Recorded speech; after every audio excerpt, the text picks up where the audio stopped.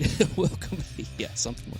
Anyways, welcome back to the Project Gen X podcast. I am one of your hosts, Alan Smith, along with... I'm the other guy, Big Dave, as Alan tears down the studio. Tears down the studio. I just rearranged. And we are joined again with... Barry! And since Barry is now a featured player, we decided that we were going to do a Getting to Know You.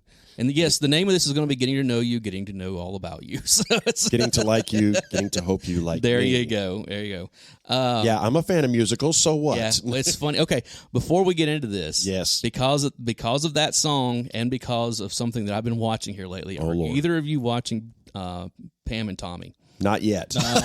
No. That song actually does play like into one episode. I'm afraid to ask. I know. Dude. Okay. Here's all I'm going to say about it at this point. All right, I'm going to say two things about it. Mm-hmm. First off, I do love it.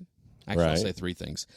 Here's the second thing. First off, I love it. Secondly, as much as I know Dave and I have gone on about how much we loved Machine Gun Kelly playing Tommy Lee, Sebastian Stan goes above and beyond. He is Tommy Lee. Really? Wow. I mean, he is Tommy. Like, and even Lily James, except for a few, there's a few like facial features that she has that kind of she had to wear like a prosthetic forehead. I know that much. But her nose is a little too long for Pamela Anderson, but that's like, that's the only reason that sometimes I'm not like, no, seriously, that's Pamela Anderson. Like that's, and here's the other thing, and this is my one gripe that I have with it. Okay. It has the same problem that Dave and I complained about Fear Street 1994. Okay. The very first musical drop in this thing, which it's set in 1995, is Praise You by Fatboy Slim, which came out in 1998. No, absolutely no. That is the very first musical drop. I'm like, guys, can you not understand that not everything that came out in the 90s takes place at the exact same time? The music for Fear Street was great, but they pulled so much from outside of the timeline. This one's even no. It's ridiculous. There is into like the third episode of this series. Mm-hmm. They're on the set of Baywatch, like she's in the makeup and everything, and Love Fool comes on the radio, which the Cardigans, which is not supposed to, which is like 2 years later, right? And they're all like they're doing the sing along with all the makeup artists, and I'm like, no, this song was not out in 1995. No, this is strangely enough, that's the one song by the Cardigans that the Cardigans actually hate. I know it's one of those things where it's like, wait.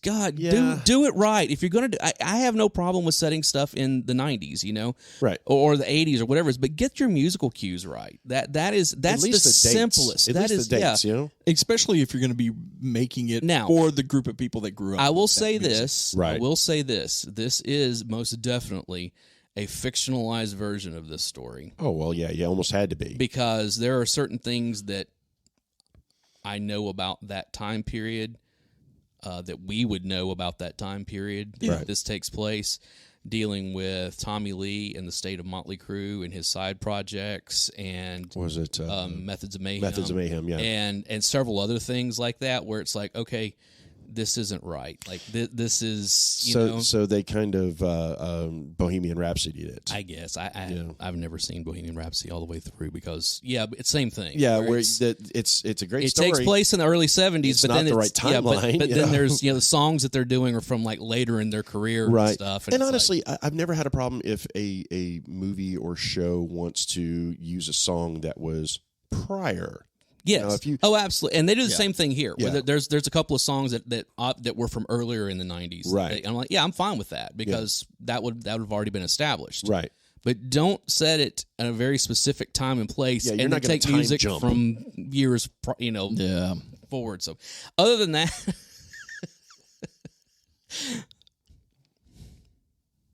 Tommy Lee's penis plays a very substantial role in a couple of episodes. Well, that's a paragraph I could have done with that. Rightfully so. I'm sorry. That man enters the room before he enters the room. Do you want to know who plays his penis? I'm afraid to ask.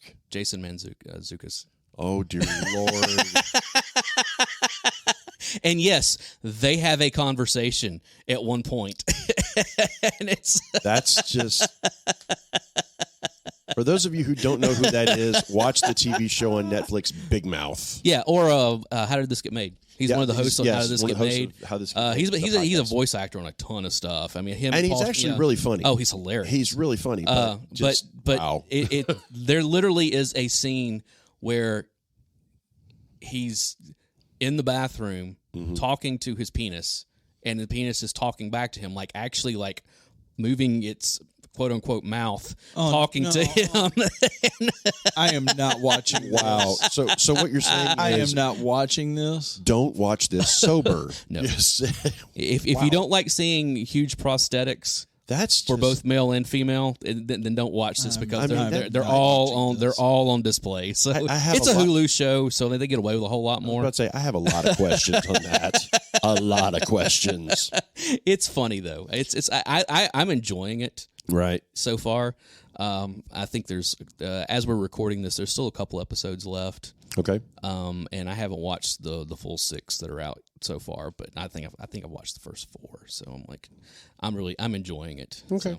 Yeah, it's on my list. We just finished watching Reacher, which is really good. Better than the movies. Oh, hands down. So much better than the movies. So I don't know. It's far more entertaining. I know it's Jack Reacher, right? Yes, it's the Jack Reacher story. And little shout out to our home here, boys. The female lead in there, and unfortunately I can't remember her name, went to Harpeth Hall. Nice. It's not Reese Witherspoon. No, it's not. It's not. She's actually an actor. Oh, yeah. Ouch! 2, 3, 4. Wow. But you're talking about an Academy Award winner there, you know. Yeah, and we just finished Inventing Anna, which I was surprised. I really enjoyed that. Is it Willa Fitzgerald plays Roscoe? Yes, I always thought it was kind of ironic, a woman named Roscoe playing a sheriff. Yeah. Hey, why not Roscoe P. Coltrane? Exactly. Inventing Anna is one of those that, like, I have heard that story from a couple of different, HBO that had this docuseries called Generation Hustle. Yeah, and one of the episodes is about Anna. What was her last name? She called herself. It wasn't her real name. Yeah, she had her real name. Then she had the one she created. Anna DuVernay. That was Anna DuVernay. And then I also heard a podcast a few years ago that was after all this had just broken, like just happened, where they were talking to the people involved with it, like the one girl that worked for Vanity Fair that got the reporter. And so it was one of those things where I'm like, okay, this is really interesting. The only thing that's kept me from going and watching it now is the fact that I have heard the story so many times. It's still worth a watch, and I'll tell probably, you, there's one thing that really hooked us into it is I can never pronounce her last name. Anna Klumsky. Oh yeah, from My Girl, right? Plays the lead reporter who's tracking everything down. Oh, cool! And it's so surreal to see her now, knowing her as a child actress and seeing her now where she's going through, and her character's pregnant, and she's going through all these things, and there are times that you look at her and you're like, oh my God, it's the same person, Well, did you watch 'Halt and Catch Fire? I did not. Okay, she shows up like in the last season of it. Yeah, and it was Killian was one of the things. She comes on screen, it's like, wait, I know her. I know her. Or do I know her? Oh, that's who that is. Yeah. Okay, yeah. Keep her away from the bees. Yeah, no. Well, it wasn't her. It was Macaulay. No, you can't let Macaulay go near the bees. All right, fair. All right, Barry. Yes. Now that we have, I don't think there's anything else that Dave. You got anything to recommend? Good. I'm out. Okay. I did go see Reacher. I did go see Studio 666. Oh, is that the new one? That's the Dave Foo Fighters Grohl one? That one looks just too silly for words. Foo Fighters need to stick to music. But I give them. It's a passion project. It's going to be a passion project. It looks. I want to go see it. It looks. I know so I'm going to goofy. regret it, but I want to. It looks just goofy, and I love it. It has its moments, but it's really slow and like they could have easily cut half an hour, 45 minutes out of it. Rumor has it that Dave Grohl and the boys recorded an entire album of thrash music under an assumed band name for this movie. Well, yeah, but that shouldn't surprise you. I mean, they did an entire album of nothing but Bee Gees covers. So these guys are all. Of course, it is one of those things in the movie. They discover the key of L sharp. So I mean, it's well, he's already got the pick of destiny, so why not? So it's. I actually played one of the songs that's already been released for album. It's all right. It's typical. It is what it is. It sounds 90s like thrash metal. Well, yeah, it's great. Turn that heater off.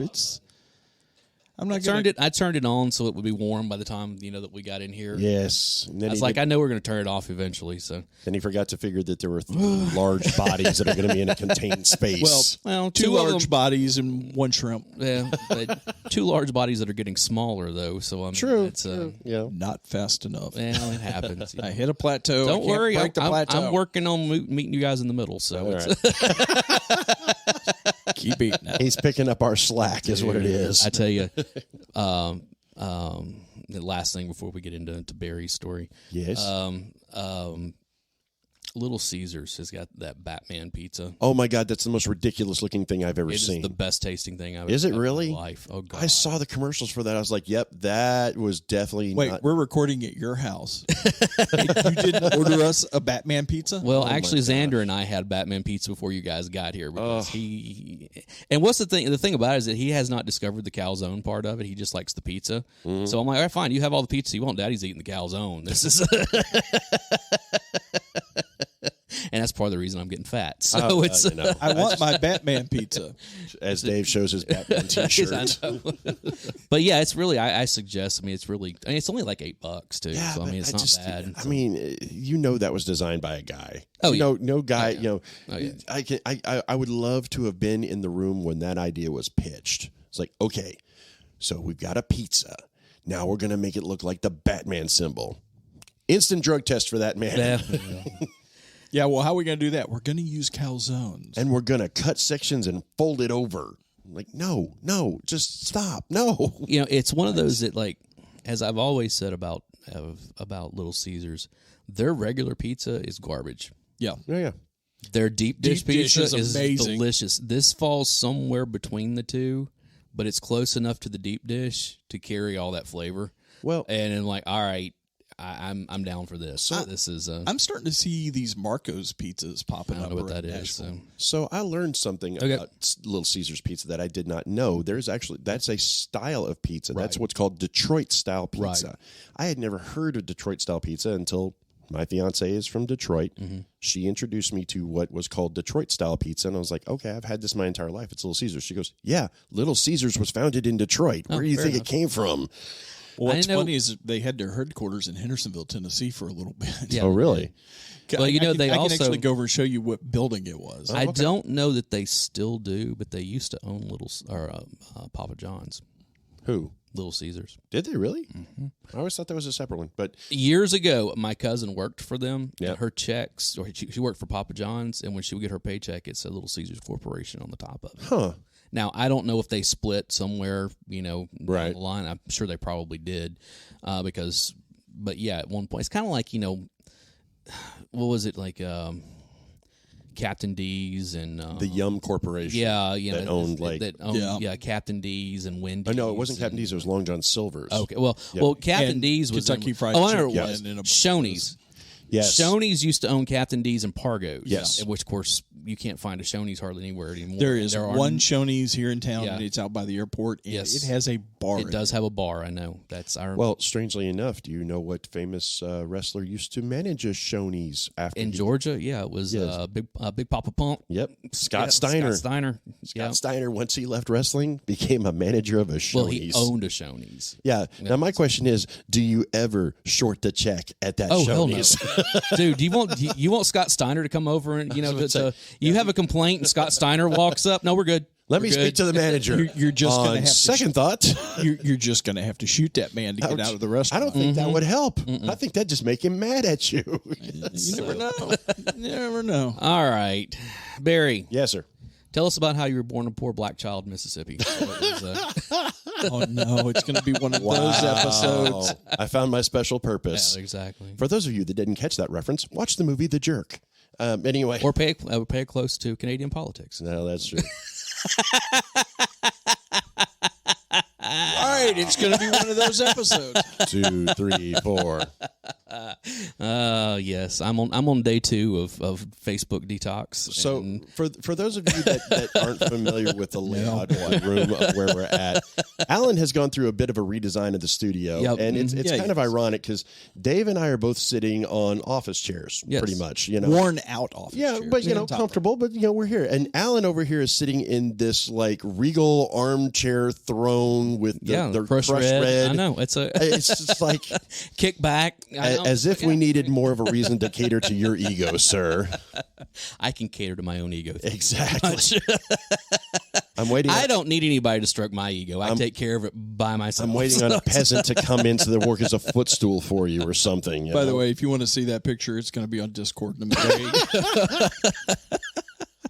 It's so worth it. I'm that. All I'm saying is that the price on Ukrainian wives dropped quite a bit recently. Oh, boy. Wow. Yikes. Okay. What was it you're saying? 2, 3, 4. Yeah.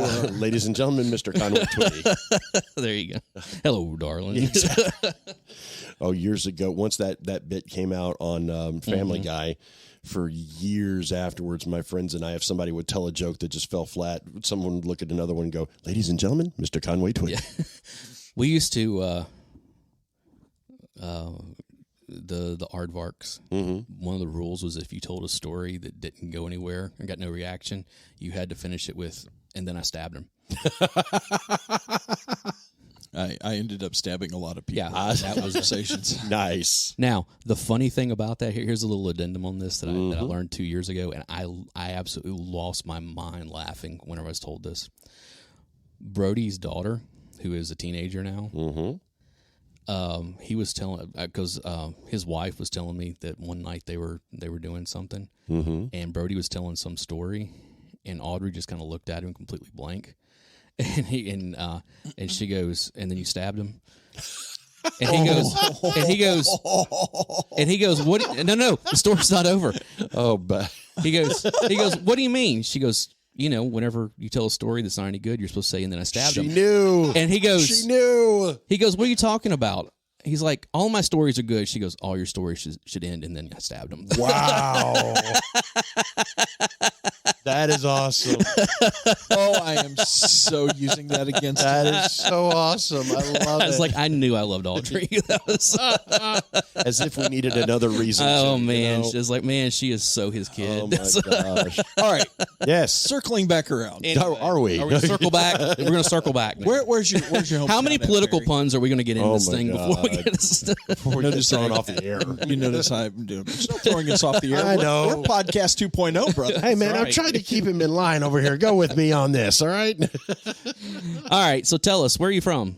Believe it or not, something you and I share in common, sir, is we are both native Middle Tennesseans. There you go. You're number 13 on our list. So it's the few, the proud, the native. I was born in Donaldson Hospital, if that tells you anything. Yep. Hospital's not there. Hey, you and I were both born in hospitals that no longer exist. Exactly. I was at Nashville Memorial, and it's not there any longer. I was about to say, unfortunately, that's not an uncommon thing anymore. I know. So, but I've been here 30 years, and I married a unicorn. So does that count? So you're in by proxy. Yeah. Okay. You're in by proxy. I'll take it. I've kind of gotten to the point around Nashville. If you've been here longer than, say, a dozen years, you're kind of native now. I mean, that's... I think that it's the 12 to 15. 12 to 15. Yeah, if you made it that long, it's like, yeah, we just kind of grandfather you in. And you're still willing to claim, as long as you're not willing to claim somewhere else. Right. That's the big thing. Yeah, and that's one of the things you do see with people who move here. Like, well, I'm originally from... No, then you're not from... Yeah. Done. So, yeah. Done. So you will never be one of us. Nope. Because you keep saying I'm originally from. Forget it. But yes, originally from Middle Tennessee. Okay. Grew up, went through a little town just outside of Nashville called Laverne. Okay.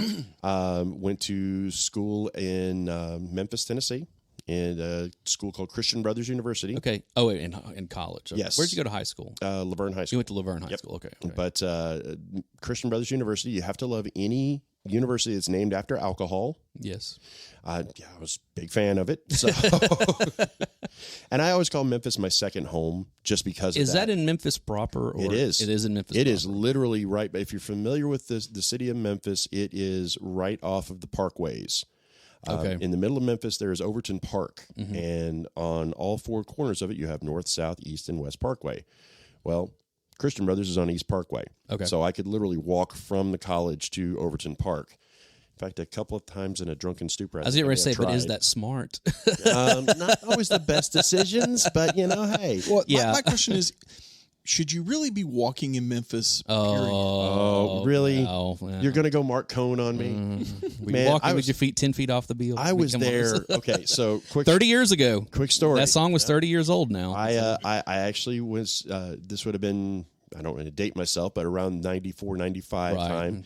So that song had been out, and for some strange reason, that song got played on every single radio station in Memphis. Whether it was pop, rock, country, I think even rap stations played it. I mean, it was just all over the place.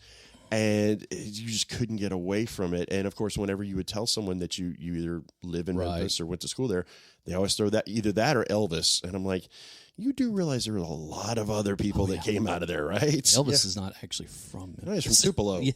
It's generally, when I think of Memphis, I'm thinking more Beale Street, Sun Studios. Sun Studios is still one of my favorite places to take people when I go back. That and you have to go see the Ducks at the Peabody. Oh yeah, it's absolutely. a must. Absolutely. I saw them when I was real little, real little. But, that was B.B. King and all those blues greats that came out of there. Like I say, Tina Turner, Well, I mean, technically she's from Nutbush, but yeah, I mean that's. If you believe the stories at Sun Studio, Ike and his band invented distorted guitar. Yep, because they blew their speaker amp on the way there to record, and they just stuffed it full of newspaper. Yep, and it had this weird distortionary effect to it, and they decided to keep it. The song was called Rocket 88. Yep. So, well, it's kind of like with some people have looked at the Kinks, with You Really Got Me, and that was the whole thing that. Which one was a guitar player? Is it Dave Davies? Yes, Ray was the lead singer. Ray was the lead singer. So Dave basically took his amp and sliced the cones. To get the buzz effect. To get that buzz effect. That's how he got that buzz effect for You Really Got Me. It works. Yeah, and so it's that's Rock 88's a great song. Oh yeah. It's a great song. Oh gosh. I mean, if every say what you will about Ike Turner. The dude was a phenomenal musician. And if you ever do get the chance, if you're in Memphis, if you have the choice between spending $150 to go to Graceland going to Sun Studios, go to Sun Studios. Go to Sun Studios, go to Stax Records, go to any of those other, because there's so much other music that came out of Memphis. I haven't had a chance to go to Stax yet. Oh, really so want good. to. Man, you should recognize this. Oh, Dave just showed me a picture of him in Sun Studios sitting behind a drum set. Yep. Yeah, I've got a picture of me. With Elvis looking down on me approvingly. And if you ever go... Are you sure it's approvingly? Look at this picture and tell me that Elvis isn't happy that I'm sitting there behind the drum kit. He's just happy he's not doing it. Exactly. So. Well, and the cool thing is...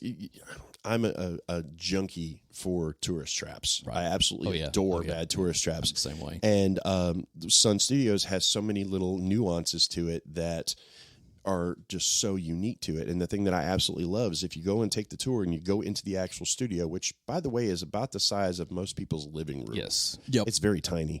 But one of the tiles that's in the floor has this big divot in it and a big hole in it, and they've never replaced it. And the reason being, that's where the upright bass player would stand, and that's where the peg would go into. And they would sit there for so long playing it that it actually broke the tile and pushed it in. So they were just like, you know what? At least we know where the best resonance is to get it. So we're just going to keep the bass player over there. Awesome. So, all right. So you went to college in Memphis. Yes. How'd you wind up back in Middle Tennessee? Well, so as most of us do, college was. An interesting experience. Is that all we're going to say? Translation, I ran out of money. Yes. Oh, yeah. You're talking to a kid who clearly had no concept of money. I actually put an entire semester on a credit card. Oh. Yeah. Oh, no. Yeah. I'm 18% interest. I'm not proud of this fact, but it happened. Only 18. I would be happy for 18 on a credit card. So moved back to Middle Tennessee, went to Middle Tennessee State University for a few years there. And honestly, home of the Blue Raiders. Yes, sir. I know Dave went to. I went to Western so Kentucky. He's a hilltopper, and part of that is because of MTSU. Oh, really? I actually put my request for information in the mailbox, both envelopes, Western Kentucky and MTSU, mailbox at the same time. I had already finished a semester of college at Western Kentucky before MTSU called me and said, "Hey, we got your application. We'd like to talk to you." Yeah. And I went, you know what? I've already finished a semester of school at Western Kentucky, and I was born in the state of Kentucky originally, so I think I'm just going to stay. Well, hey, it works. But then he came back to Tennessee again. That's kind of the reason why. And then I married a Nashville native. So there you go. And that's kind of what happened. I mean, my parents were both Middle Tennessee natives. Both of them still lived in Middle Tennessee. So I just kind of, this was home. So it always just it was always home. It always will be home. Right. And no matter where I go, it's always, the joke is that anytime that I go on a trip anywhere, I'm always bringing a little piece of Tennessee with me, whether it's a bottle of Jack Daniels or a Tennessee Tipsy Cake or something along those lines that I'm actually, sharing with whomever I'm visiting with. As has been brought up on the podcast before, I curl. Yes. And in curling, there's competitions that are called bonspiels, and they're all over the United States, Canada, pretty much everywhere. And the joke is that whenever we go into any of these more established places that have been around for a long time, and they find out that there are curlers from Middle Tennessee, we get asked some of the strangest questions. I will never forget the first one that I went to was in Cleveland, Ohio. In Shaker Heights. Okay. So we go into this place, and I think the youngest person that I met that day was in his 40s, if that tells you anything. Oh, yeah. And, we're introducing ourselves and walking around, and it's maybe about 150 people there. This elderly gentleman, probably, I'd say late 70s, comes up to me, shakes my hand, and said, "So you're the boys from Tennessee?" I was like, "Yes, sir." And he leans in so only I can hear him, and he actually asked me, "Do you curl barefoot?" Mm-hmm. Yeah. And he gave me this honest look like I couldn't tell if he was messing with me or if he was being legit. Right. So the only thing I could think of was, if you're going to ask me a stupid question, I'm going to give you an even dumber answer back. So I looked at him and said, "No, sir, we wear cowboy boots." He thought that was the funniest thing he had ever heard in his entire life. It was awesome. That kills me. Mm-hmm. That in 2022, and I know this because of my former job, working in ride shared and stuff. Right. How many people believe that they're going to come here and we're going to be still stuck in like the 1960s? Oh yeah. Cowboy boots and hats and the nudie suits and they're literally expecting something like that, and they get outside the city and people are going to have pieces of hay in their mouth and no shoes and overalls. So it's funny you bring and I'm up. like, you use it to your advantage. Seriously. Is what you do. Yeah, right. It's a you lean into the stereotype and absolutely, you and mess then with them. Yeah. Well, it's funny that you say that because actually we're recording this the day after the Stadium Series happened in downtown Nashville, which is a big outdoor hockey game between the Nashville Predators and the Tampa Bay Lightning. Which let's just take that end. Yes. The Nashville Predators and the Tampa Bay Lightning played an outdoor in Nashville. And it was cold. It was real cold. Well, for us, it was cold. Well, for the Tampa people, it was too. Oh, well, yeah, I'm sure. I'm sitting there next to this very nice couple, younger couple that we're chatting with them. They were from Tampa. And I said, "So how long are you guys in town for?" And they said, "A couple of days." It's like, "Oh, what do you have plans?" She goes, "Well, I'm going to go down and buy some cowboy boots and a cowboy hat." And I'm like, "Why? Why? You want us to know you're a tourist?" I was like, "You don't understand. We put that stuff down there so that we can indicate who's the tourist immediately." Exactly. Yep. Exactly. And especially if you get the glittery cowboy hat. I would always tell people that. Mm-hmm. Like, you want to know how you can tell who's a tourist and who's actually from the town? Yep. How? If they're wearing a cowboy hat and cowboy boots and a big buckle.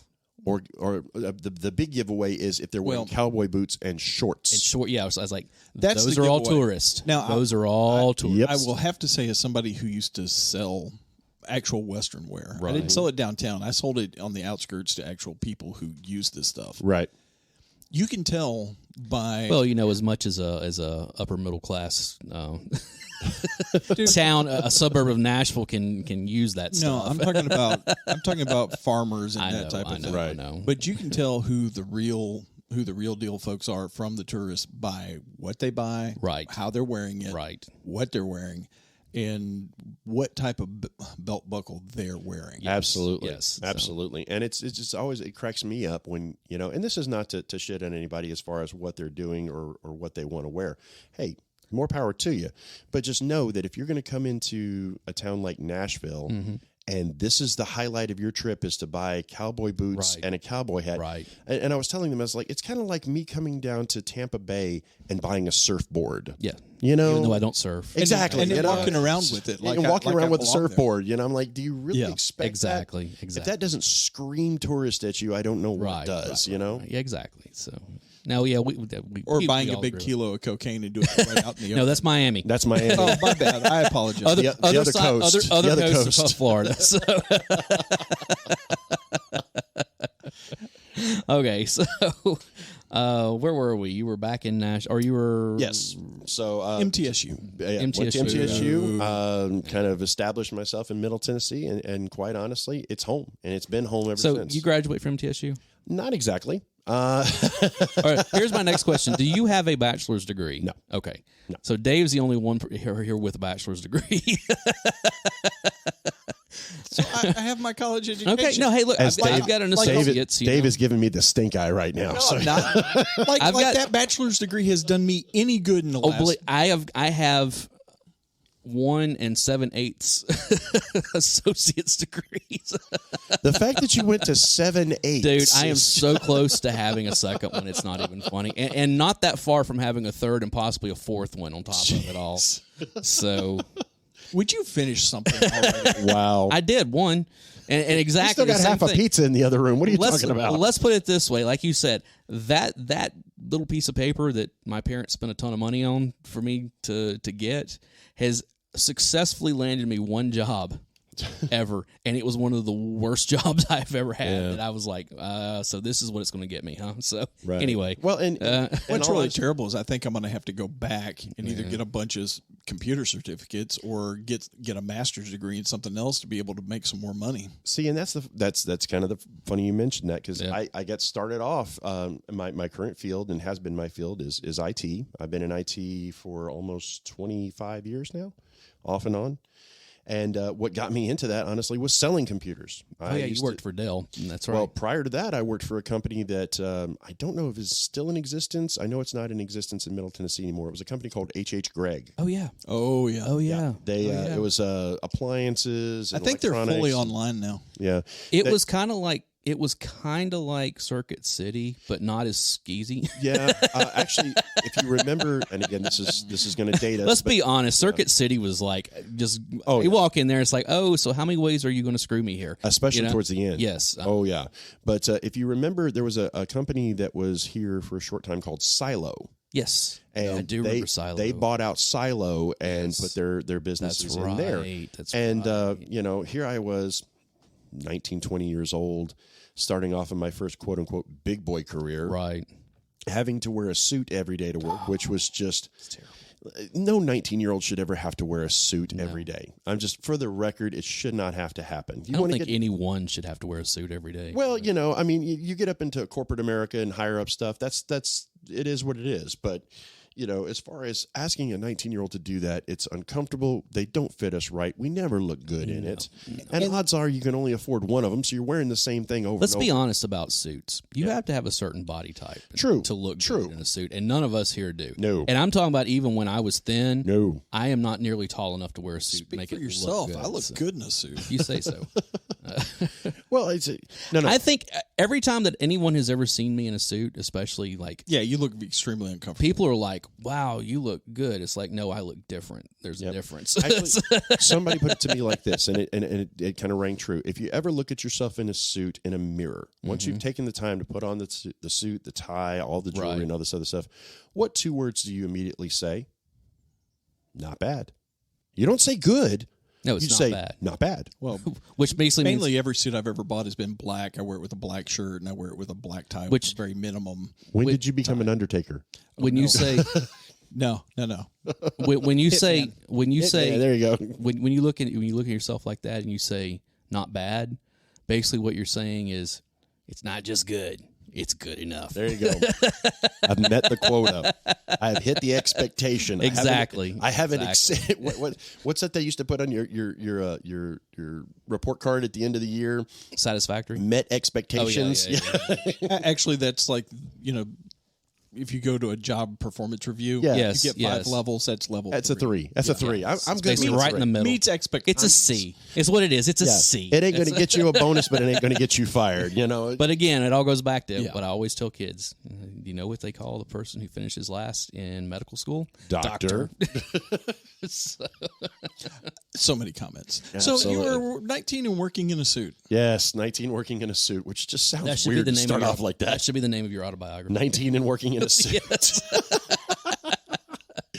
But stayed with the once I figured out how to get these things to work instead of just trying to sell them, I started working for another giant box store that I won't say their name, but let's just say if you've ever seen blue and with a yellow tag on it, you know exactly what I'm talking about. Yeah. So buy more. Buy more. Buy more. Buy Yeah. more.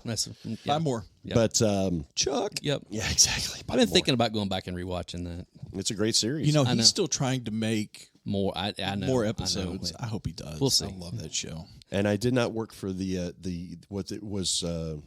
guys in the white shirts and the black ties.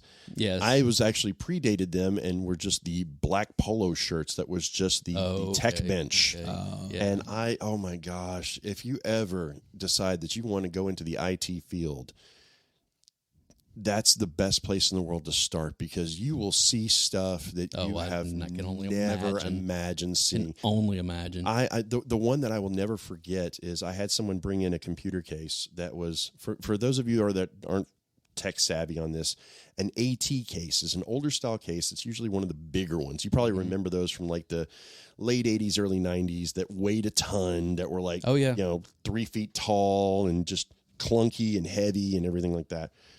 So someone brings this in and says it doesn't power on. And I noticed that the side panel had been taken off of it. And I was like, well, okay, no big deal. We'll take a look at it. So I get it up on the bench and I open it up and I noticed there was a lot of feathers inside of it for some reason. I was like, what in the world? And So how long have they been using it for an incubator? Oh, no, it gets better. It gets better. Don't jump ahead on me, Dave. So I'm sitting there looking and then I find where the problem is. I called the customer back up and I was like, excuse me, just out of curiosity, did you guys have any pets?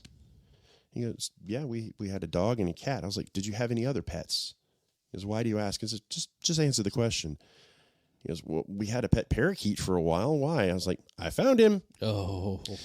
Apparently they had left the side panel off and AT cases were notorious for overheating. Right. So a lot of people would do that. They take the side off of it so that you get better airflow. This parakeet had flown into the computer, and roasted, and hit the power supply. Oh, it was still in it. Oh, but because the power supply has a fan inside of it, it was just and literally shook the feathers off of this thing. Wow! I was and apparently they just put the side panel on and brought it in. Like, wow! When did a computer become a hazmat case? That's what I want to know. Wow, that's yeah. So you know how to build PCs? Yeah. I think I found my guru. Dave's got work for you. You shouldn't have said that. Dave's put you to work now. Did you listen to the last episode? Yes, I did. You should have known this was coming. Which, by the way, I'd like to thank my two friends for throwing me under the bus directly at the beginning of the episode. It was Dave. Don't even. It was me. I take full credit. And it wasn't just a bus. That was also a train and possibly, an envoy. For our listeners who weren't involved in this, I reached out to Dave and Alan afterwards and saying, hey, listen, guys, I'm really sorry. It was a scheduling conflict or whatever. I'm sorry I wasn't there. And Dave responds back to me, oh, don't worry about it. We just threw you under the bus. I'm like, what did you do? What did you do, listen Dave? to the episode. So I'm listening to the episode on Discord, and I sent him a message like, I just listened to the first 5 minutes of the episode. We need to have a discussion, boys. You knew what you were getting into when you decided to join in the fun. You haven't known Dave as long as you've known me. You should know better. Oh, I fully expected. I was just like, I didn't expect to get hit from all sides.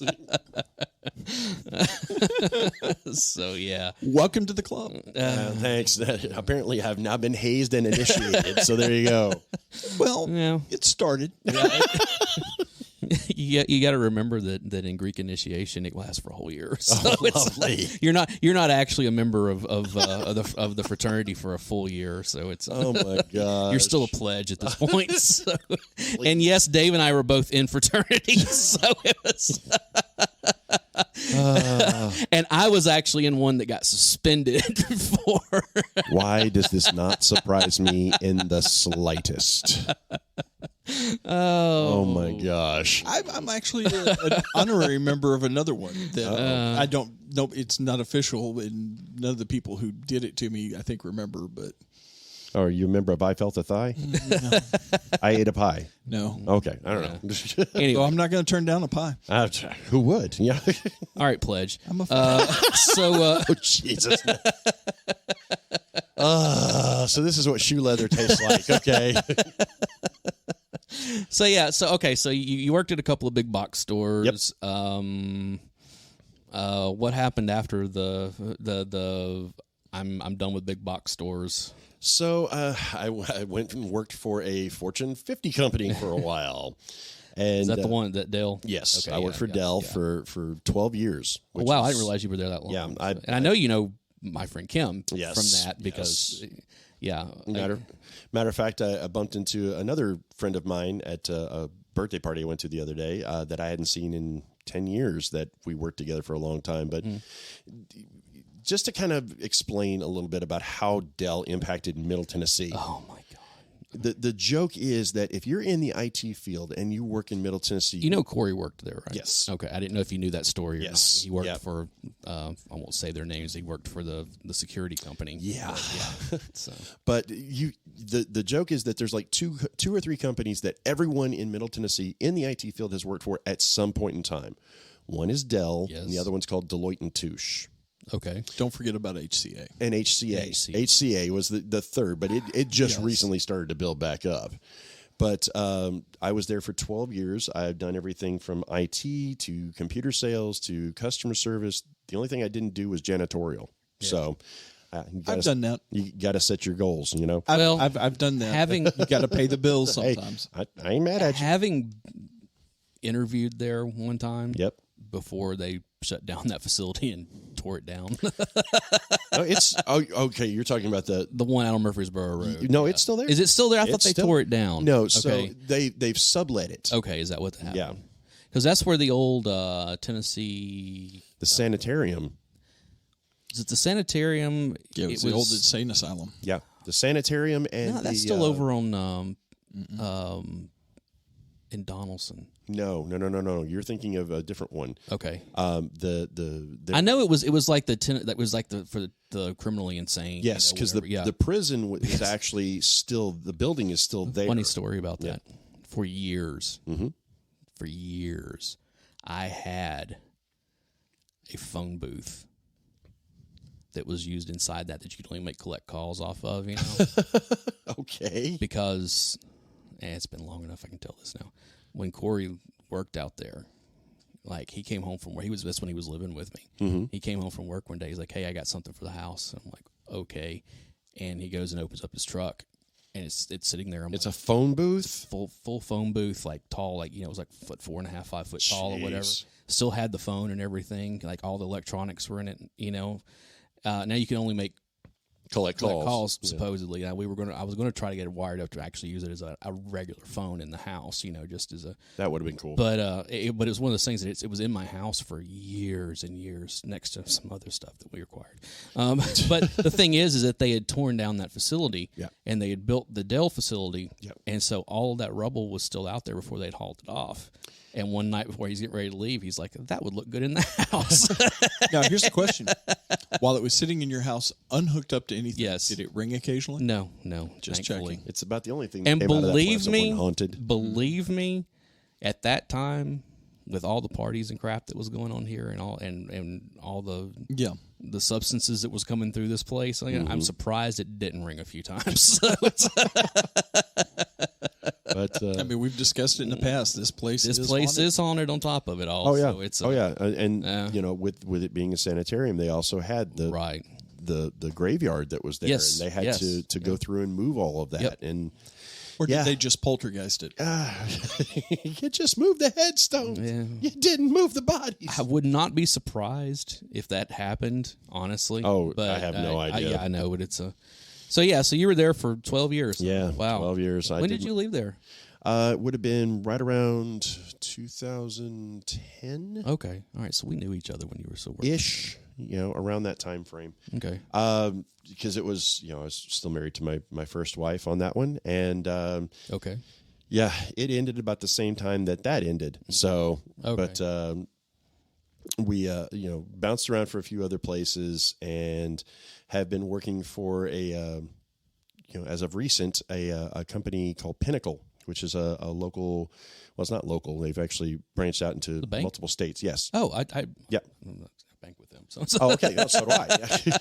and quite honestly, you know, not to I've liked them. I've liked them quite a bit, actually. Yeah. Wonderful company to work for. 2 out of 3 podcasters likes Pinnacle. There you go. Dave hasn't switched to them yet. So Dave has had a bad experience with them. Yeah. We'll talk off air. But believe me, I have gone through multiple banks in the last 30 years, and they have given me the least trouble of all of them. Well, so that's the thing that amazed me when I was going through the hiring process with them, and it was a longer process than any other company I've ever worked with. Yeah. I mean, it took me almost 3.5 months from start to finish to get in with that company. That sucks, but it also means they vet people. Exactly. Really well. I know that's but by the time it was done, and we didn't discuss salary or anything like that to the very, very end of it. Right. And when everything kind of shook out, the hiring manager kind of looked at me and said, well, so here's what we're willing to offer you, and here's what you're going to be starting with. And I was like, in the back of my mind, I'm going, you're basically offering me so many $1,000s more to do the exact same job that I'm doing right now with banker's hours and with full benefits from day one. Holidays and all that. How quickly can I sign this paper? It's one of those things where you don't want to look desperate, like, I don't want to sign it before they change their mind. Exactly. Yeah. It's like, how quickly can I sign this? Is there something I'm missing here? Or is, you know, slave labor involved? Of course, you know? me, I'm like, I wonder if I can push them for more. Yes, I know. I play poker with you. Exactly. I know. Well, cool. That's I didn't know you worked for Pinnacle. Yeah, that's awesome. So I know who to talk to if I have problems. Absolutely.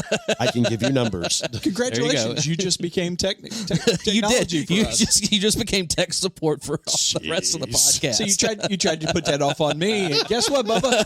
It's back to you. I'm back to General Schlub and Whipping Boy again. Well, it's a role you're comfortable with, true, Dave. You know, not really. I don't like it at all, but I don't have much of a choice with you two. Yeah, well, you know. But yeah, and you are the only one of us that's still married, so it's. I'm working on it. I said still. All right. There's no divorce in my future. There might be murder, but no divorce. Murder. She will cut me in my sleep and let me bleed out silently. Yeah. Well, you know, apparently she's watched Psycho. She's got no problem with putting you up in the attic for a while and just, you know, going and visit and saying, Dave's just not available right now. Never marry a 5'2" redhead if you don't know what you're getting into. If Miss Nay if I ever start asking, so where's Dave? And all she ever replies with is, Dave's not here. I know something's wrong. He's unavailable. No, Dave's not here. Dave's not here. See, and I'm going Cheech and Chong on this. I know. But you were talking about the podcast on this, and actually, this is not my first venue into podcasting. No, I know you had before we even started this one. Yes, you had a podcast. Remind me again. It was called Too Many Questions. That's right. I knew it was a trivia podcast. Yes. So, and I listened to it a little bit in the front and realized that I didn't know what I was listening to. It was like, I didn't quite get the format. Is basically because there wasn't one. I know. It's like so it's like this one.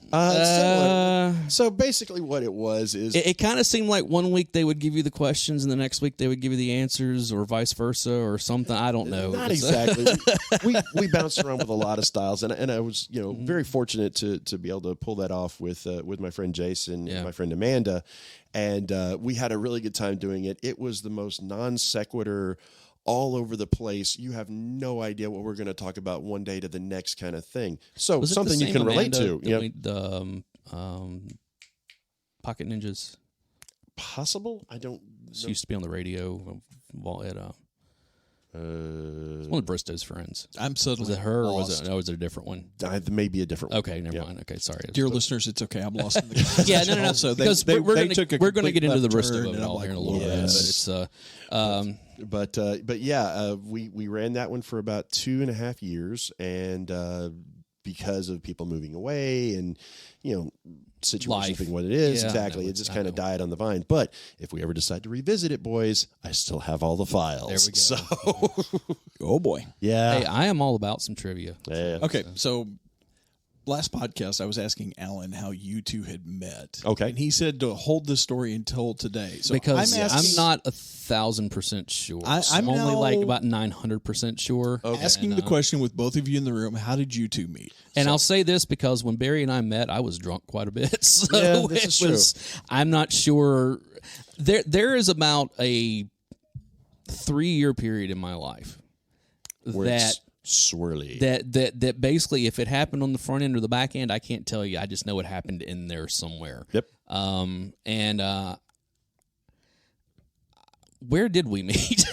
I can tell you. Exactly. Okay, well, you remember. Okay, so this is why he wanted me to wait for you. Yeah. He had no idea. It wasn't that he didn't want to tell the story; it's that he couldn't remember. I honestly, I don't remember exactly because it was kind of one of those things where, like, I can remember a time before Barry, and of course time after Barry, but it's A-B and Peace B. Yeah, exactly. But it's one of those things where, like, where those two meet, I'm not 100% sure. I can tell you it's like exactly okay, where. All right, go was. ahead. So Alan and I have several mutual friends, yes, and we did not know that we had mutual friends at the time. Well, we have there's a couple that are very, very wonderful people. Yes. Ward and Sherry. Yep. His name is Christopher Ward, Sherry Ward, and he is Ward tough. Yeah, he is Ward tough. Let me tell you, you cannot kill that man. we're convinced he's made. He is indestructible. He's a Highlander. Yeah, he's a Highlander. The only way to kill him is take his head off. Really, truly. And but God, I hope that never happens. Yeah, this was not. I'm not 100% sure that if you took his head off, that would actually kill him. It would just make him mad. I was about to say, he just shoots you that look. I know. That really, we're going to do this now. Really, look. Really. So they had we kind of formed a group of people because we all loved to cook. Okay. And at the time, I was single-ish. Other people that I knew were single-ish, and we all loved to cook, and nobody wanted to cook for one person, so we formed this kind of a dinner party. Yes. And it was kind of a cycling thing. Well, we would do it over at Ward and Sherry's house just because that was kind of centrally located. Everybody knew where it was going. So we decided to do this one night, and we all got together, and, friends were bringing friends and all this other kind of things, and I was like, all right, this is wonderful. So I'm sitting there in the kitchen. I'm so scared of where this is going. And in walks this little troll of a man. Just for clarification, yes. This little troll of a man would be Alan? Yes. Okay, just checking. Yes. I just wanted to make sure that Alan was the little troll of a man. Comes walking in, and I'm sure our listeners have known someone the minute that you laid eyes on them, you're like, this guy's going to be interesting, but he's going to try to start something with somebody. Yeah, well, that's our boy, folks. That's our boy. If you've listened to this podcast for any length of time, you know who that person is. That's our boy. So Alan comes up, and we're sitting in the kitchen, and we're all just kind of chatting. And I mean, there's maybe 15, 20 people, in this little condo in Middle Tennessee. And we start talking, and then there's another mutual friend of ours named Rob, also known as Rover. Yep. Shout out to Rover.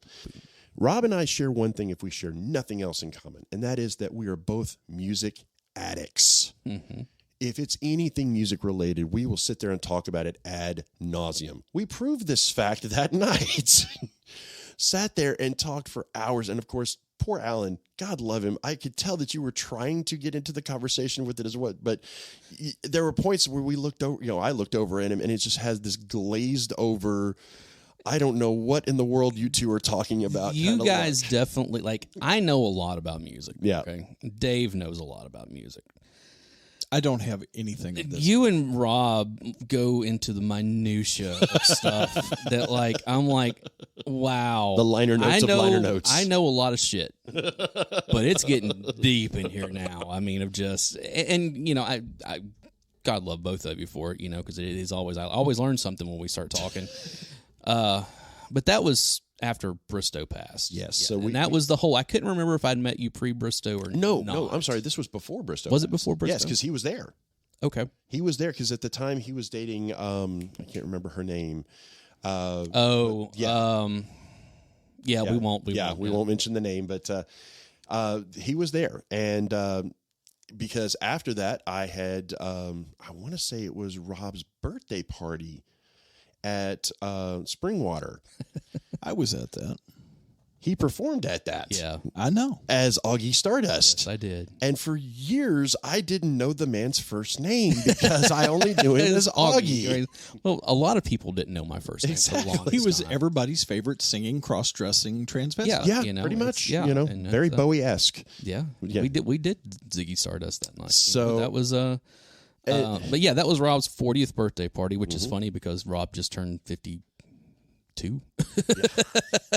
Great. We'll get him a deck of cards. Yeah, I know. It's a but and of course that was after Bristow had passed, Yes. you know. It's a So you hear this name being thrown around a lot, Bristow. So Yeah. just to kind of back this up a little bit, there was a gentleman that was in, you knew him as well, yes? I may have met him once or twice, but Okay. I don't have a lot of familiars. Dave So- at the time. Dave was he was at Western at the time, and then when I fled the city. yeah, and then when he Like came, rats from a sinking ship. I mean, huh? legitimately, Dave was at Western, and then when he came back, he legitimately had graduated from college and got married. Right. Like almost right on top of 6 each other. months. Yeah. Not even 6 months apart from And each other. so Dave was in that world. Got it. And I was still flailing in my world and getting and as he's getting married, I'm getting divorced the first time. Yeah. And Mine wasn't far Yeah, before. and He was just- supposed to have been in my wedding. Yeah. And decided to happened. go do a TV show that never got off the ground. it got off instead. the ground. It just didn't go far. It got off the ground just in time to nosedive. It got off the ground. It Speaking just of which, didn't- my wife was asking me, you know, because we had to go to a funeral yesterday, she was Yeah. asking me a question. I go, by the way, Alan and Corey are not allowed in the building. Nice. She's like, I was going to have them be pallbearers. I go, they are not allowed in the building. Nice. That you need to hire a security team and keep them out. Dave and Corey both know that if either of them pass before I do, there may be people who are not going to speak to them in the afterlife. So it's Oh, well, okay. So this is a good segue for Okay.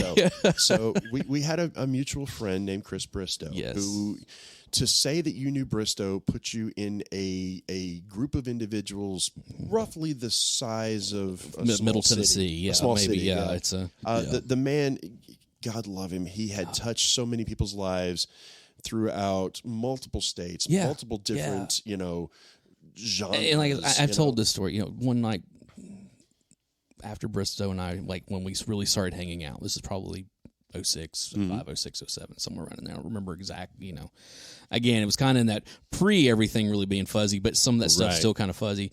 Of him and I sitting at Red Door East one night at the bar. And I remember this is back in the MySpace days. And, Okay. like, you know, and I used to love going into people's pages and look at their friends list and just to see who we knew. And then, mutual friends. And then trying to figure out, like, how does this person... Right. And there was one person in particular that I saw. I was like, how do you know this girl?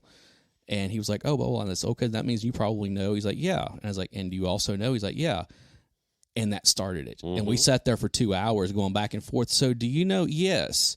And I kept going, how have we never met? Yeah. How have we never met? Well, that was like, they just... I mean, Bristow was the conduit. Yeah. He was the one that allowed everybody to connect with everyone else who never would have gotten in touch with one another otherwise. And it was really kind of strange when he passed away. Bristow, just to give you a little bit of background on him, he knew he had health issues. Yes. This was not a He'd been surprise sick to for him. 2 years at that point. Yes, and he knew he had health issues, but instead of reveling in that, he decided to go the other direction. He's like, look, every day that I have is a gift. So I'm going to treat it as a gift. And I'm going to do whatever I can to enjoy the life that I have left. And one of the things that, and I don't know how much he did this, if even if he did do this on purpose. You know, when he got his diagnosis in 2007, I remember him saying that the doctor told him he would have a shortened lifespan. Right.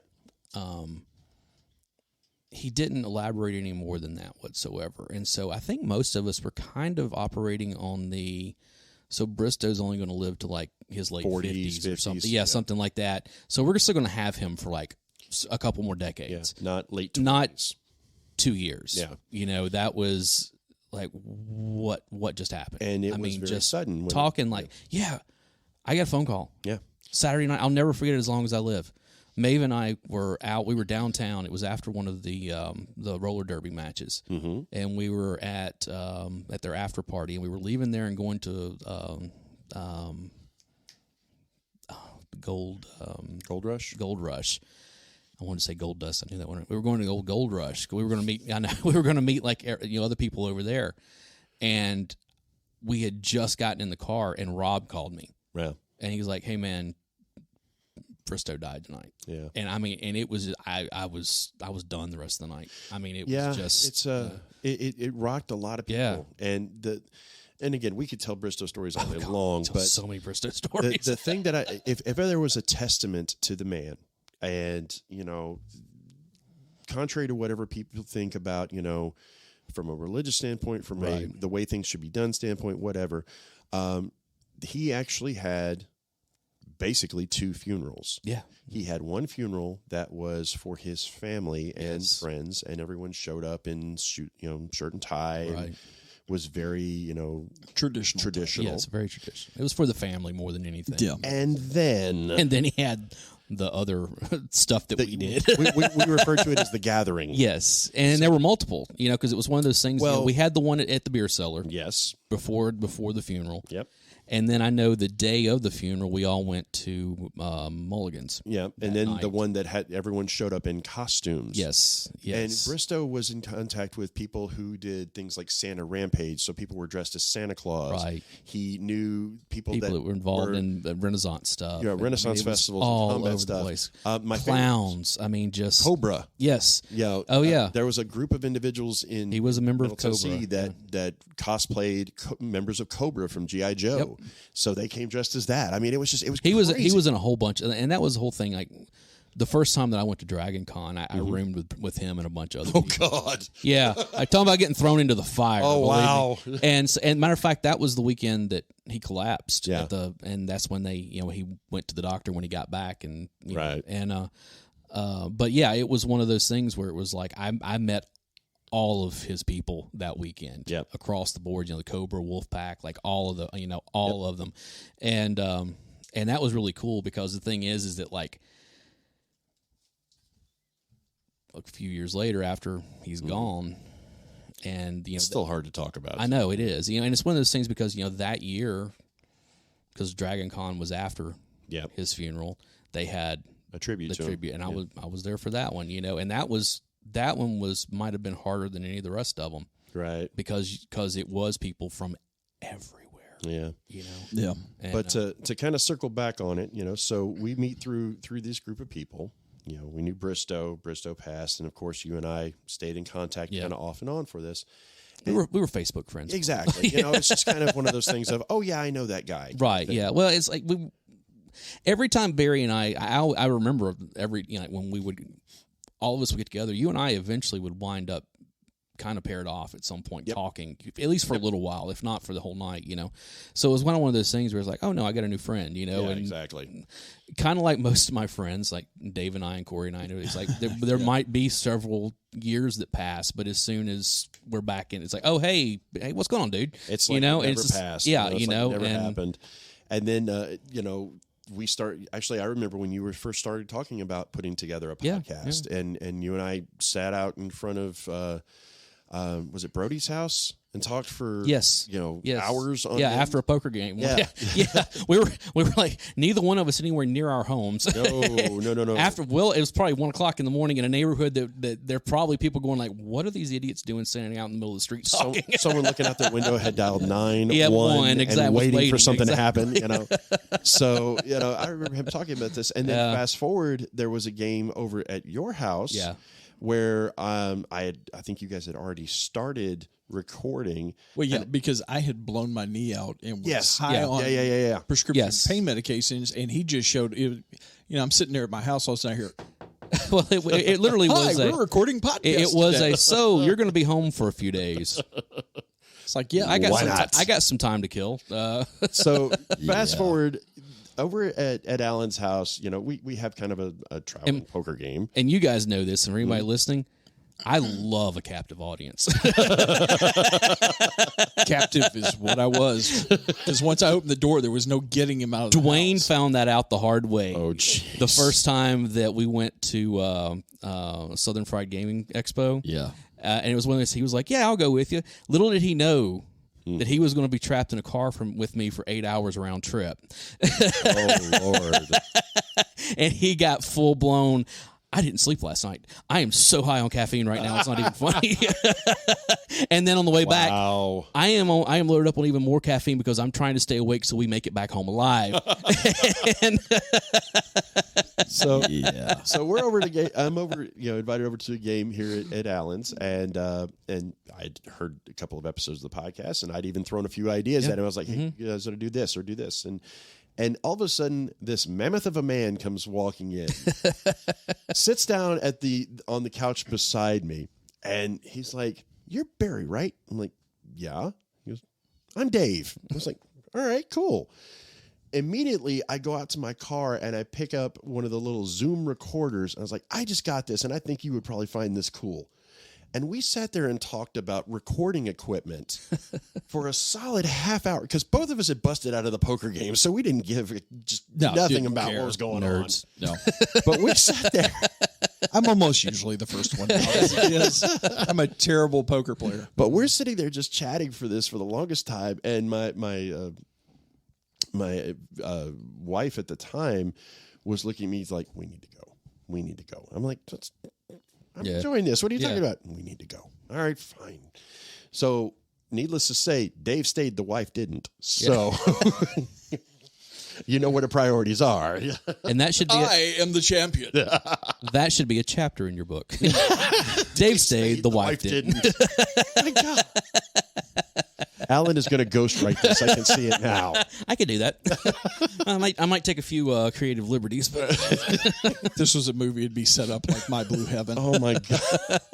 Arugula. I haven't had arugula in 6 weeks. It's a vegetable. Which, by the way, that's supposed to be the sequel to yes, the Goodfellas. Goodfellas, yeah. I was like, it's the same wow. as Henry Hill. Yeah. But yeah, that's how I meet this other loser over here. And we sat there and started on talking. This loser? It's said with love. It's said with love. It always is until it's not. Exactly. So we started talking about this, and they had invited me on. I think it was for the Christmas episode, wasn't it? Yes. That's the first one? Yeah. Yeah, in 2020. Because we were talking about non-conventional Christmas movies. Right. And I forced these yahoos to do their homework, and Dave looks at me after we were done and goes, "Can you come back and do this again?" It's like that was very helpful with Alan. Thank you. Yeah. It's almost like I was his au pair or something. Well, I think it's one of those things. I'm kind of like Godzilla. You just kind of point me at something and say, "Go." Hulk. Yes. Smash. Pretty much. Yeah. Pretty much. It's just like, oh my gosh. But yeah, and that's kind of how I ended up in this chair in this hot room looking at you two. So. Yeah, I know it is a little warm. It's starting to cool off finally, and our coffee pot just went off. Oh no, we're gonna have to fix that. Yeah. Thanks for joining us, folks. We're out of here. Hit that bottom button.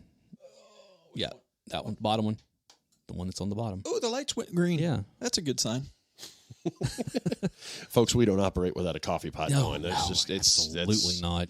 There are certain requirements that's in our rider. Yes, if we do ever do anything outside, there has to be a coffee pot in the room. Yeah, and it better be good coffee. Or I think we should preach. Since it's our rider, we should say that we each have a coffee pot. Oh Lord, that's no. Yep. Except for Alan, who gets bottled water. I was about to say he gets decaf just to make it even worse. Yeah. No. Do you want me angry? I mean, that's we won't tell you. You wouldn't like me if I'm angry. We don't like you when you're nice. I can see it now. Alan's over here. I'm a pot and a half in, and I'm still exhausted. Yeah. I don't know why.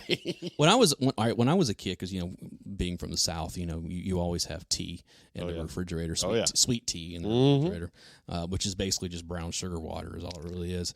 But my mom switched to decaf and didn't tell anybody. Evil. And I started having these horrible headaches. Evil. And then one day, I noticed she was brewing some more tea, and I looked at the box and it said decaf right. I was like, "When did you do this?" Why? I don't know. A couple months ago. I'm like, it explains so much. Like, this is why my head is killing me. Thank you very much. I want to kill everybody right now. It's had nothing to do with his ADD, folks. No. Had everything to do with the caffeine. Oh man, undiagnosed ADD. It's a wonderful thing. Oh man, but yeah. People say, "Do you suffer from mental illness?" I say, "No, I enjoy it." We don't even hide it. We put it right out on the front porch and have tea with it. Absolutely. That's the Southern way. Set it to wave at the neighbors, Yeah, I remember because again in that middle part where we didn't hang out for a couple of years, I got remarried during that time, and Rob had gone to work for Love, Hope, Strength, and there was that 90s tour that was coming through. It was Sugar Ray and Everclear. It was a Summerland tour. Yes, and Gin Blossoms and Marcy's Playground, and he needed volunteers, and so we wound up working that together. And that I had not seen you in probably a year at that point, somewhere in there. And then that was kind of the whole like, oh yeah, Barry's such a great guy. We should hang out more often. It was just like had him snowed from there, had him completely fooled from there. But I will say, when. Like I said, I have been blessed in my life. I'm not going to get mushy tears too much, but I have been blessed in my life to have so many great friends, especially, you and Dave and Corey. But I remember it wasn't right after my ex-wife left, but it was shortly thereafter when I kind of made it public knowledge to people. I remember you calling me one Saturday. It was like the first Saturday that I was like trying to find something to do because there was, my son was with her and I was just like, and I remember you going, "Hey, I'm going to corner, we're going to corner bar, we're going to blah, blah, blah." Yeah. And he was like, "But before," and Barry's like, "Before we do anything else, I have one question." I'm like, "What?" He's like, "Are you drinking?" And I'm like, "No, I'm fine." He's like, "I just wanted to make sure, because I had been sober for 6 or 7 years at that point, and it was kind of one of those like, it was like Rob made a special trip into town. Like he was kind of in the area, but he was like, all right, I'm close enough to Nashville, I can come through. That was one of the first questions he asked me. Yep. It was kind of one of those things where people who knew me before were kind of like, all right, this is one of those things that can push somebody over. Yeah, it very well could. And it was kind of one of those, that was kind of my first real big like, oh, you're never cured, but I have obviously put the right fail-safes in place to make sure that this doesn't happen, again, type thing. Because, again, I have people all of a sudden being like, "Hey," and I've said that from the very beginning, when people are like, "Well, how are you doing?" I'm like, "Well, let's put it this way. I have enough people that would tackle me if I did pick up a beer or anything at this point." So I will go low. I will take out a knee. I will hit you with the double doozle. I don't mind. I know. And so it was like, and what he really doesn't want if I get a hold of him. Yeah. Oh, jeez. Yeah. But it's just, and like I said, it's I have been blessed. And that's as far as mushy as I'm going with it. Well, so, I appreciate that. It's one of those things that, I think anyone that's had any kind of struggles in their life knows and can identify, when someone else is having a struggle, and to let just that phone call or that acknowledgement means to say, the world, hey, look, I'm checking in with you, making sure you're okay, and just let you know I'm here, right. and unfortunately, there's a lot of people that don't have that. That's you got to have a support thoughts and prayers. Absolutely, it's I always tell people, and I'm gonna. I understand the absolutely the thoughts and prayers things, but a few, and Dave, I'm sure probably doesn't remember this at all, and you might. I don't know, probably about a decade ago, there was a huge tornado that went through Oklahoma. Yes. And just destroyed multiple cities and that kind of stuff. And I remember Ricky Gervais getting on, and I have a love-hate with Ricky Gervais. Yeah. Like sometimes he says something, I'm like, dude, you're right. On other times, I'm like, dude, just shut up. But I remember him getting on Twitter and commenting on the whole thoughts and prayers things. He goes, hey, I got an idea. Why don't you actually do something for Oklahoma? And I was like, he's got a point. He's got a point. It's real easy to say thoughts and prayers. Yeah, and I'm thinking about you. Well, you're not doing anything to help. I've often said I'd rather somebody do the wrong thing for the right reason than to do nothing. Exactly. Because I agree with you. I can't tell you how many times I've had friends or family members or whatever that have been in tough situations. Losses. Struggles with addiction. Financial situations. Whatever it is. Just taking that effort to say, you know what. I'm going to do something for you just because I want you to know that I'm here, and I want you to know that I'm trying to do what I can in the way that I know how. Right. And I don't want to get too deep on any of this stuff. Yeah. It's like you and Dave are both in a club that I'm not in, and that's that I know is coming. Yep. At some point. And it's one of those things where it's like, God, I remember when both of them happened. And I'm like, one a little bit more recently than the other. Yeah, it's coming up on 6 years. Yeah. But it's still one of those things where it's it's not. I mean, so many other people since then, even and it's just kind of one of those like, wow, because from this side of it, you feel helpless, where it's like, I can understand that. What do I do?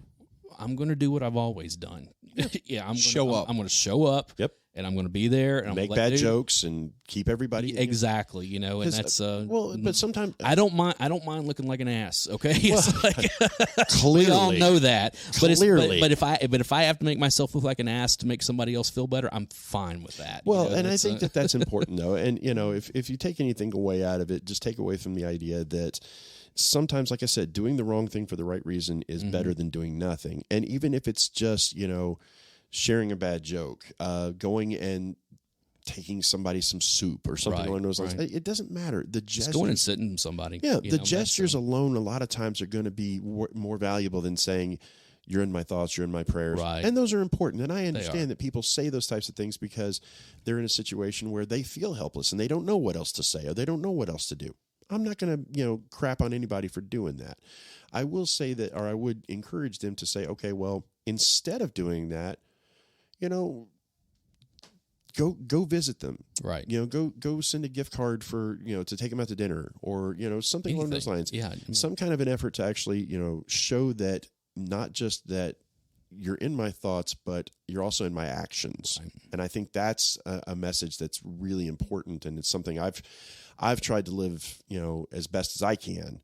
And, obviously with you and with, anyone else in my life, just taking that little bit of effort, really can go a long way for somebody. Oh, absolutely. And I mean, clearly you remembered that story. I didn't remember it. I remember that story. I remember it very vividly. Yeah. And that was, and it's again, it goes back to the whole, Dave's over here. It wasn't. Needs a hug. I know. Well, it was one of those things where, like, in that situation, I fully expected Rob to come in. There were a couple other people that I expected to say so who did, but they didn't. They might not have done it as directly, but there was a, text message, anything, just like, hey, you okay? Do we need to, I'm fine. I mean, I'm not fine, but I'm in that area. I'm fine. Yeah. It's like, but it's just it's kind of the whole like, hey, We just added a couple more faces to this. We added a new face into the support group, and that's one to grow on. Hey. Nice. Well done. There's your Gen X. Wow. Hey, the more you know. Exactly. So yeah, okay. Well, that's cool. I mean, now that we have. I thought that we met somewhere with that dinner party stuff, and I wasn't 100% sure. I'm just always kind of hanging around the outskirts of the friend circle somewhere. Well, you kind of do that to yourself. A lot of times we're like, "Hey, Dave, come do this." No. Well, it's not so much a no as I wish I could, but I've got this going on. Yeah. Hey, I can't say anything. My fiance was telling me today, she's like, you really need to slow down a little bit. I was like, but there's so much I want to do. I know. There's more stuff that I would like to do that would be more hobby stuff. Oh, yeah. But work is killing me. Hey, I can't say anything, man. I went to a hockey game last night. I'm recording with you guys today, and then later on this evening, I'm going to teach curling. So, that's my weekend. I was going to say, you've had a busy weekend. I've hung out with the kid all weekend, which is busy in and of itself. That's a great way to spend a weekend. It is. It really is. Are you doing that tonight? It's league stuff. So you're not invited.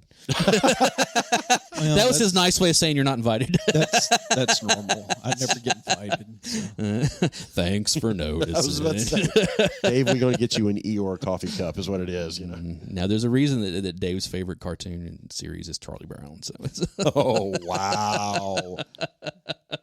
I just always loved the fact that there was a piano player named Schroeder. That's just actually, Dad's nickname for me when I was a kid was Charlie Brown. Oh, okay. Did you have a yellow shirt? No, I did not have a yellow. I remember in the '90s when those came back. Like, evidently, I was a dumb, big-headed kid, is what it was. Years ago for Halloween, my ex and I went dressed as Charlie Brown and Sally. Oh, wow! And it was so funny because what's Sally's last name? Brown. No, it's Sally. Okay, Sally. Yeah. Sorry, I was thinking of Lucy. I'm sorry. Lucy's Van Pelt. Van Pelt. That's right. And so is Linus. And Linus, because they're brothers. Oh gosh, it was so Which funny. makes for some weird internet memes. Yes, it does. Yes, it does. So Rule 38 is clearly that what the people that have seen Rule 32, are making 32 these memes have never actually watched the show. So or they watch too much Game of Thrones. Yeah. Oh, God. But it was so funny because for those that haven't seen what I look like, I actually have a shaved head. And if you want to see what Barry looks like, just go to Discord. And there's photos now. I just posted in Lord. podcast. There you go. So, I meet the guest. I took a mascara pencil and drew one of the little curly on the top of my head and put the rosy cheeks and everything like that. Nice. Shaved all my beard and mustache off, and people were looking at me like, "You look like a giant toddler." Especially when I was younger, when I shaved, which I looked like a living Simpsons character. I believe it. I mean, like legit, like big stupid eyes, and just like wow. I mean, look like somebody smacked you in the back of the head. Yeah. Kind of, and it's not that I don't have a chin. It's just that my family loves this little thing that grows underneath your chin, no matter how big you are, it's just a family thing, and so it's one of those that like, okay, so my chin and my neck are kind of becoming one and the same. It's a shield. And so it's like, it's like, seriously, I look like a Simpsons character. It's like, so so that's the reason why I always have a beard or some kind of facial hair. I'm going to give you a word, Alan. Okay. And this is your word that you can use from now on. I was in SCA for several years when I was in Memphis. For those of you that don't know what that is, that's Society for Creative Anachronism. Yes. Those are the fools that go out in the middle of a field and beat the crap out of each other with sticks while wearing armor. Yes. Well, one of the pieces of armor that goes around your neck is called a gorget. A gorget. Gorget, okay. Yes. Basically, it's like a collar that's designed to keep it, but it starts right around your ear and goes to your other ear. Right. Which is exactly what your beard does. Pretty much. So you no longer have a beard. You have a facial gorget. I need it to get longer because I'm going to braid it. That's my whole goal. Oh, my beard. Very Dimebag Daryl of you. It's fine. It's very Vinnie Paul. I'm letting mine grow out because I'm fully expecting to go full Santa at some point. I can see it. I can see it. I have contemplated what kind of weird colors I want to dye my beard at some point. I did that years ago. Yeah. And it didn't last long, but it was kind of funny. See, the reason why I have to keep my head shaved right now is because for a long time I used to have really, really long hair with the beard or the mustache and goatee thing. Right. And the best way I can explain it to you, I kept getting confused for Mankind. I can see that. I can see the McFoley. Cannot tell you how many times people would go, "Hey, it's McFoley." Like, yeah, of course. Have a nice day. Of course, you and I both, shave our heads because certain parts of our head and decided to stop creating. Hair years ago. It's my hair is running the hell away from my face. Exactly. What are you talking about? It's receding. It's receding down my back, is what it's doing. Yeah, unfortunately. Exactly. I don't have that problem. Oh, shut up. It's like you and your Scottish lineage. Yeah. All the hairs on your face, on the rest of your body. Exactly. The bad part of that is if I get out in the moon too long, I get a sunburn. Yeah. You could get a sunburn from a television. I don't want to hear anything from you, man. The CRTs, yes. The LEDs, no. Yes, not the LEDs so much. And I feel you on that one because I'm very, very light skinned. I mean, you're not pale, brother. You're clear. Oh, I know. Believe me. And my son's the same way. I was going to say, if I was any more white, you could see through me. Yeah. Oh my gosh. All right. Well, now that we've rambled for an hour and a half about Barry. I guess that's Barry. That's Barry. That's me, guys.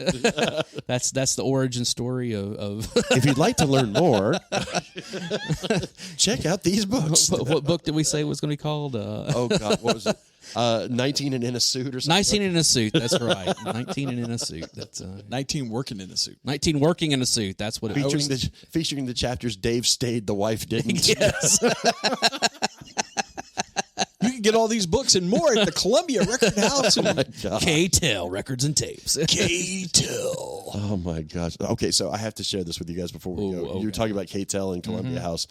I actually went into, there's a bookstore here in Nashville. There's a chain of bookstores called McKay's. Yes, I love McKay. Absolutely. I spend way too much money at McKay's. So just on a whim, I went up, and they have a whole top floor that's nothing but CDs and DVDs and albums. And comic books. And comic books. So I'm looking through the albums, and I swear I should have bought it when I saw it. It was the best of K-Tel records. Oh, and it was you didn't buy that instantly? Oh my Nice. gosh, What is wrong it was with you? so bad. They had that, and then of course you were talking about Columbia House. If you remember, Columbia House had two different things. They had that, and then they had the nice price. Oh yeah. And they were actually part of the plastic cases, so you couldn't really get rid of them. Well, I'm flipping through, and I found a few of them. I'm not going to tell you who the artist was. Okay. But when I pulled it out, I was like, it's Columbia House. I was like, oh my God, it's Columbia House. This cost somebody a penny. Yes. You know? Yes. Or got somebody a lot of letters. I never did Columbia House. Thankfully, There's some people that are still being collected on from. I had a girlfriend who had done Columbia House, and so it was one of those things. You have to it was one of those things like you get like 9 for a penny or something like that, but then you had to buy like so many year. Yeah, per year. You didn't have to buy everything that was sent to you, but if you didn't send it back, they would charge you for it, and it was usually just whatever they're trying to get rid of. It was stupid amounts of money too, like. Man, it's so much cheaper to go to the store and buy this than it is, to, Well, and that was the whole deal. They could give you 9 for a penny or whatever it was because they were going to make all their money on what you had to buy later. True, and it was never stuff that you wanted. No, it wasn't. It wasn't. And I found out later on why they did that. They had actually worked a deal with a lot of the record companies so that they could overstock. Exactly, that's what it was. It was overstock stuff so that they didn't have to just chuck this stuff so they can still count it as record sales. Right. So that's one of the reasons why you saw a lot of those albums that were in Columbia House listings. It's so funny to look at record sales, like especially after SoundScan. Yes. At a lot of the ways that record companies would these shenanigans pull in order to get their stuff purchased. Wow. It's not a great TV show, but if you can find it, it was on HBO. It was a series called Vinyl. Yes. And it was about that show had so much promise. Oh my God, yes. So much promise and fell flat almost immediately. I was so disappointed. That's too bad. But they do this whole thing about, about a record. It's basically a record company in New York in the 70s, and how they had these albums that they apparently had sold, quote unquote, but nobody bought them. Right. So they had to make them disappear. Right. And there's just different ways that they went about, getting rid of. And I think it was like, Donny Osmond. Yeah. And, just the ones that nobody was going to buy. Right. But it's that part of it was really interesting. There are other parts of it that I'm like, I could have done without this. Yeah, but it's definitely it's worth a watch. Yeah, it's only one season. It's one season, but it's worth a watch. Again, one of those, Bobby Cavalli. Well, Bobby Cavalli and Bobby Cavalli what's her name? The woman that played 13 on House. I can't think of her name. Yeah. What was her name? I can't remember. Yeah, but yeah, it was one of those. That they did some excellent casting for Mick Jagger's son. Mick Jagger, but I'm talking about the dude that played Alice Cooper. Looked so much like Alice Cooper. Well, they had Alice Cooper make an appearance. They had the New York Dolls. David Bowie. I know. And the Dolls, that was the first episode where he goes in the house, which is the way they told that story. Totally historically inaccurate. Yes, the New York Dolls played a show in a building that fell down the next day. Yes. It didn't happen while the concert was going on. Because that would have killed people. Exactly. But it made for a striking visual. Yeah. And especially when they're cranking out Personality Crisis. Oh, yeah. And it's just like, oh, it's just so awesome. So you're saying it didn't happen at the time like the Great White Concert? Yeah, exactly. Okay. Yeah, pretty much. No, nothing like that. No. But, nothing like the station. No, what was was it Seals and Croft? Where the guy was just like, please don't make me have to work this. Yeah, I think was it was. Seals and Croft? I didn't watch all of England Dan and John Ford Coley or something that. I can't remember. It's just it was one of those ones that they look at each other like England. I remember it was England Dan. I do remember that. It was whatever that was because I remember the guy was just like, please don't make me watch this. Please anything but England Dan and John Ford Coley. Yeah, I know. It was just which I completely understand. Yes. So, guys, thank you so much for tuning in, whatever we're doing here. He's trying to get rid of our listeners already. Apparently. Like that. Thanks for the 5 that are left. Listen to Barry, drone on about himself. You're so self-centered. I can't believe you talked about yourself for the entire episode. Well, come on. Somebody got to do it. You talking about yourself took all that time away from me talking about myself. Well, if I left it up to you two, I'd have been thrown under the bus a long time ago. Never mind. I apologize for complaining about you talking about yourself because it made him shut up. Fair point. But yeah, guys, thank you again for coming in and hanging out with us and learning a little more about our hosts here. And go check out our Instagram and our Discord, especially our Discord. I finally started posting on there. Yeah, I know. Barry's. We made him an admin, and so I made him a moderator, or he's a moderator. Excuse me. So he can go on there and do fun stuff. And you probably should make him an admin on the Facebook page now that I'm no longer on Facebook. So it's I should probably do that. And look into that right. Yeah, go right ahead. Go ahead and check that out now. And of course we have Discord, Instagram. I predominantly do the Instagram, so we need the snarky. Except for, hey, you know what? Dave actually posted on there the other day. Yeah. And got a lot of posted something good. Oh. You sound shocked by that I would post something good. Well, it's the first time for everything, so it's wow. Wrap this up, Alan. Wrap it up. I have been threatening behind the scenes not necessarily for the podcast but for some other stuff to go complete scorched earth on a few things, and apparently it's getting started here today. So. I keep reining in. I can't do anything with the turkey. So anyways, guys, thank you so much. I am Alan Smith. I'm the other guy, Big Dave, and you've been listening. We will see you guys next time. See ya.